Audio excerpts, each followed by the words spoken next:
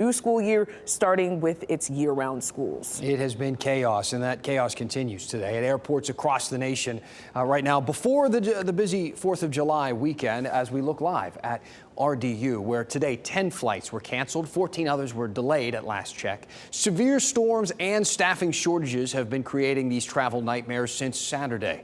Jason Carroll looks now at the reactions nationwide. Air travel to the three major New York metro airports grinding to a halt Tuesday night, putting a huge strain on domestic air travel right on the brink of the 4th of July holiday. They pulled us back to the gate and said, everybody off. No sleep. It's certainly been a test of patience. The FAA says a ground stop for all flights going to all three airports is due to the thunderstorms in the New York area, blocking arrival and departure routes. This video, shot by one passenger arriving in New York Monday night, shows the severity of those storms. So I'm traveling to Maine for a work trip, and unfortunately every flight just there has been delayed. I don't even have my luggage. It's been over 2 days and I still haven't even seen Maine. The problem started days ago when storms hit near major airline hubs in the mid-Atlantic and East Coast. That, coupled with air traffic control staffing shortages, created a ripple effect nationwide. On Tuesday, more than 7,000 flights were delayed and more than 2,000 canceled. On Monday, nearly 9,000 flights were delayed nationwide. The frustration is palpable at Newark and LaGuardia airports. Yeah, 5 hours on the plane took us off. Pilots timed out. 2 more crew members timed out. Started pushing back each flight 45 minutes, 45 minutes, 45 minutes. Lost another pilot to timeout.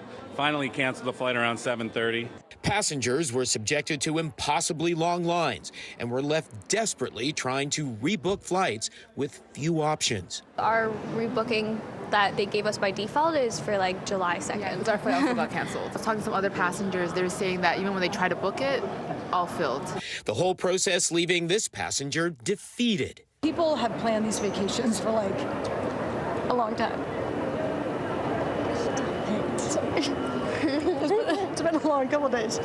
Many passengers angry with the airlines for not offering more support, particularly United Airlines, which saw the most delays. I will never fly with United again. United Airlines CEO Scott Kirby blamed the FAA for the delays, saying in a memo to staff, the FAA failed us this weekend. Man, yeah, I think we all know the feeling of some frustration in those situations. Today, though, more than 1,000 flights have been delayed or canceled, and that's just by mid-morning. All right, you could stick around here in North Carolina. Plenty to do this weekend. Head to the coast, head to the mountains. If you head anywhere west, you're going to be dealing with a lot of heat in addition to here. Yeah, and what you see, Lena, off to the west is likely going to make its way here this weekend. I think at some point we're going to have heat advisories issued for our state, or at least parts of the state. But imagine this, what a mess going on right now. You've got such poor air quality in this region, code red and code purple. There's the threat for severe storms in this region, and then you have the excessive heat, where you see the purple. It's excessive heat warnings, where those heat index values 110, 115, maybe up to 120 degrees. And then where you have the heat advisories, heat index values 105 to 110.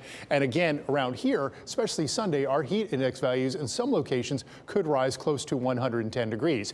These are the current heat index value readings, especially where you see the gray from Little Rock south to Shreveport, south to New Orleans. New Orleans heat index 115 right now, 111 near Shreveport, 116 near Little Rock, Dallas-Fort Worth around 114. So that's that brutal heat we've been talking about. Not bad here yet. We've got up to 89 so far for our high today. So let's talk about the highest heat index values we had last year and all-time ever here in Raleigh. Last summer, we registered a heat index value of 113.7. That happened on July 6th. And then the all-time highest heat index we've ever had in Raleigh was 115. That happened on July 24th, 2010.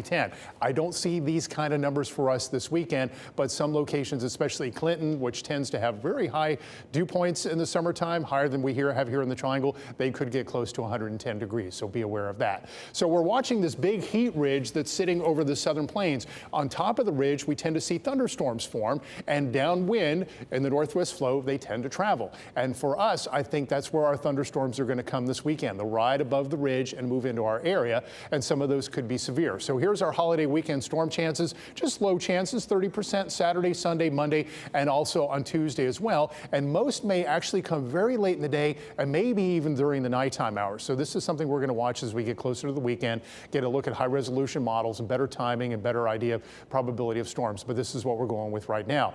Now on Friday, we're going to watch for some thunderstorms at the start of the day in the western part of the state in the morning. Later on in the afternoon, a few could pop up around here. There's about a 40 to 50% chance of storms as we head into the evening. This high resolution model run shows them diminishing into the evening. Others have them ramping up into the evening. So tomorrow and especially Friday, we'll get a better idea of timing for Friday.